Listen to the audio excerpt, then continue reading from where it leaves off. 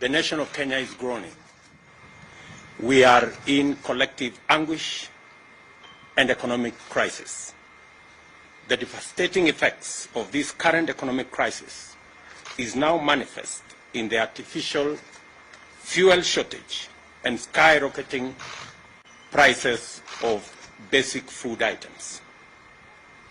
Millions of Kenyans are witnessing in bewildered agony as fuel pumps run dry and queues grow longer due to this artificial shortage, which has already disrupted the entire transport sector.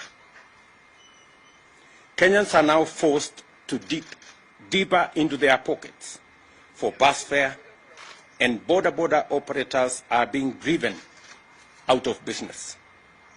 The skyrocketing prices of food items have pushed the cost of living beyond the reach of millions of Kenyans.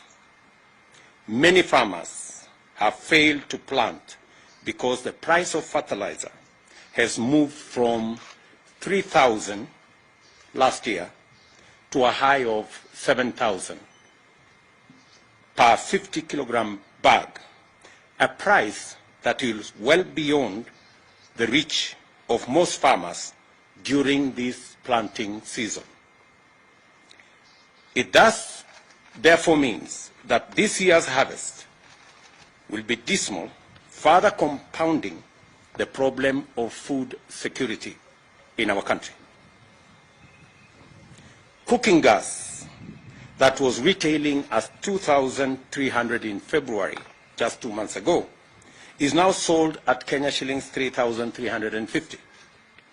The price of 10 liters of cooking oil, which was retailing at 1,450, now is selling at 3,100. And as already stated, fuel shot up from Kenya shillings 135 per liter of petrol to between 150 shillings and 205 in some parts of our country. Hospitals that rely on fuel to maintain life support equipment are equally in a crisis. The government of Kenya knows that millions of households cannot cope with these prices. The largest casualties, naturally, of this crisis is the vulnerable in our society.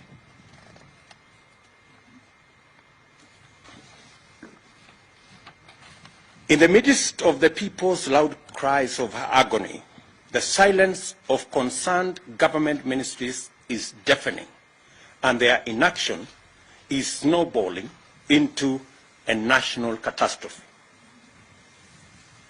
Kenyans are calling on the National Treasury and the Ministries of Energy, Petroleum and Agriculture to address, among other issues, the following.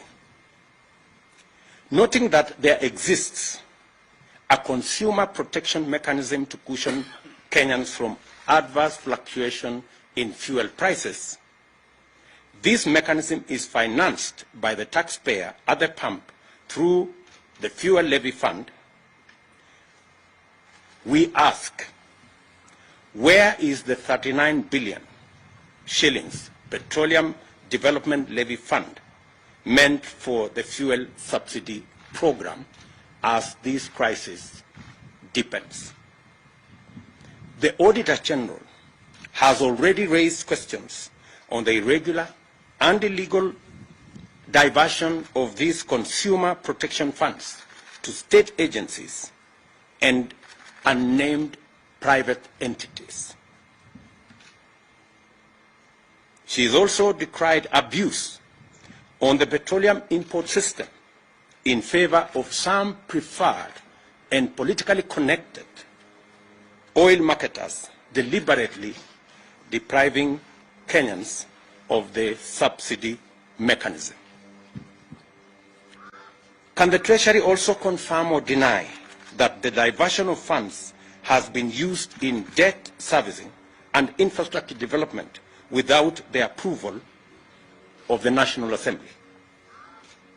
Can the Ministry of Energy and Petroleum list the import quotas that have been allocated to oil marketers over the last 1 year, and which are these oil marketers by name.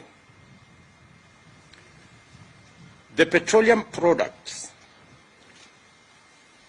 that is Tax and Levies Amendment Bill of 2021, whose passage has been frustrated in Parliament, should be processed, and all the roadblocks and back and forth between the different departments of government be removed, so that this bill can be passed as a matter of national emergency. For the record, this bill seeks to reduce the huge levies on petroleum products. That is the reason why our prices in Kenya are beyond the international prices, including prices in our neighboring countries. Why, we dare ask, hasn't there been any subsidy allocation in the budget in the last 3 years, including in last week's supplementary estimates, where our Kenya Kwanza MPs tried to provide for allocation for the subsidy program on fertilizer, but it was frustrated.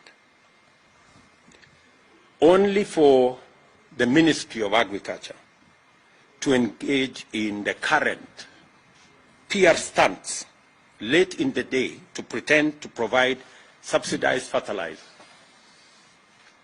We understand that the ministry is all over the place trying to launch some fertilizer, some subsidized fertilizer program. This is not only ridiculous, but absurd. How do you, for example, make a farmer who requires 1,000 bags of fertilizer to queue for 5-6 hours, only for him to be or her to be told that you can only get 10 bags in a very widely publicized launch? I mean, if you're going to give 10 bags of fertilizer, please avoid the unnecessary launch. The high fuel prices are unprecedented and are not due to ordinary market responses to global crude oil price dynamics. Our problem is cruder and more local.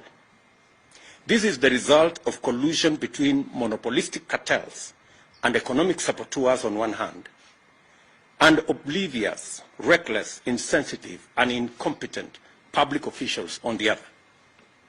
Insatiable greed and corruption is driving us over the cliff.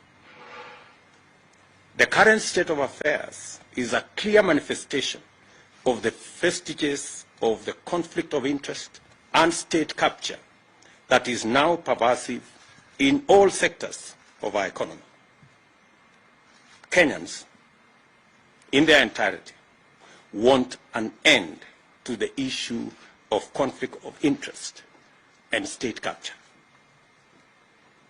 The casual and insensitive attitude to the plight of tens of millions of struggling Kenyans is a disturbing development that has emboldened cartels, which have taken over critical economic sectors and are now moving in top gear to capture the state.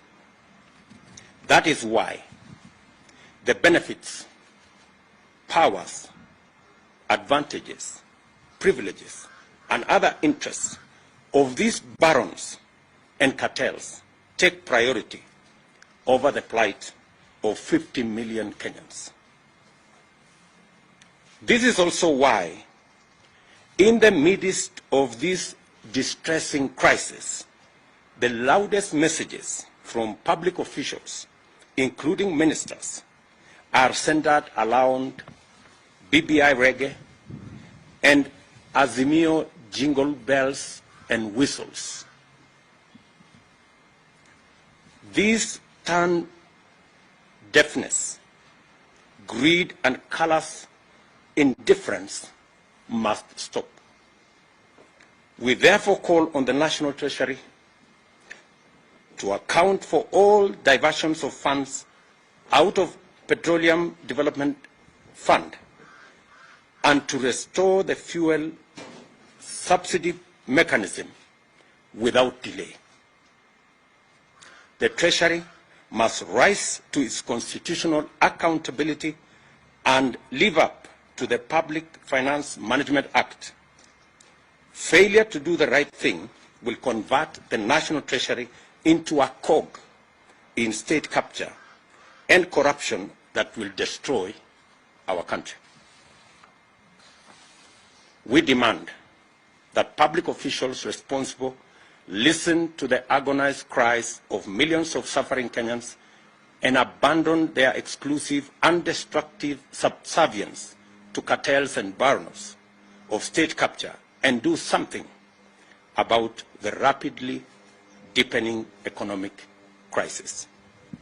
This is a statement by Kenya Kwanza.